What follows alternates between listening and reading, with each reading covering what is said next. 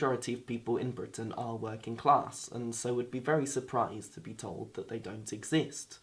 However, it's quite a common idea that's ventured by labour leaders or academics that because Marx was writing in the 19th century when workers were forced into factories or mines under appalling conditions, the fact that this situation doesn't exist anymore therefore means that Karl Marx's theories of class struggle are no longer relevant, don't apply. Apart from the fact that many working class people are still forced to work under appalling conditions in modern civilised Britain, the reason why we use Marxism as a theory is because Marxism is a science, and in order to understand whether there is a working class and what the working class is, we need a scientific definition of it. Since the development of capitalism, the world has increasingly been divided into two big classes.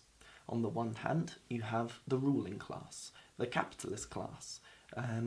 This class lives by its ownership of the means of production. So, for example, a capitalist will own a business, and this business will produce a profit. And out of that profit, a large proportion will go to the maintenance of the capitalist. So this class, this capitalist class, live off the labour of others. Then, on the other hand, you have the working class, and the working class are forced to sell their labour power to whichever capitalist will buy it. We may have the freedom to choose which capitalist to sell our labour power to, but we are kept in this relation where we have to sell our labour power to some capitalist. So we can see that this approach, this Marxist approach, sees a person's class as being a result of that person's relation to the means of production. It's not due to arbitrary factors like the way someone speaks or whether they like hummus. Using this approach, we can see that class society still exists today.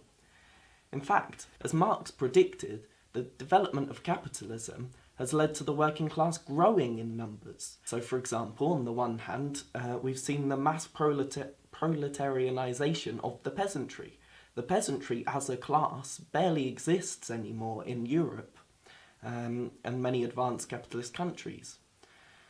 But then also, on the other hand, we've seen a proletarianisation of the middle class. If you can barely turn on the TV these days without seeing a protest by doctors or teachers. And these are groups of people that would previously be understood as middle class, as maybe not on the side of the working class, be right-wing. And so the current state of society is making people conscious of this sharp divide between the working class and the capitalist class.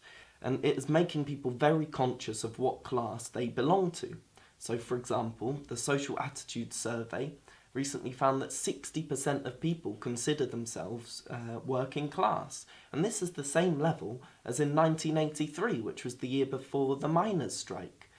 So it's clear that because the ruling class is forced, due to the logic of the capitalist system, to make cuts, people are waking up to the nature of the system, realising what side of the class divide that they are on, and the class struggle is very much still on the agenda.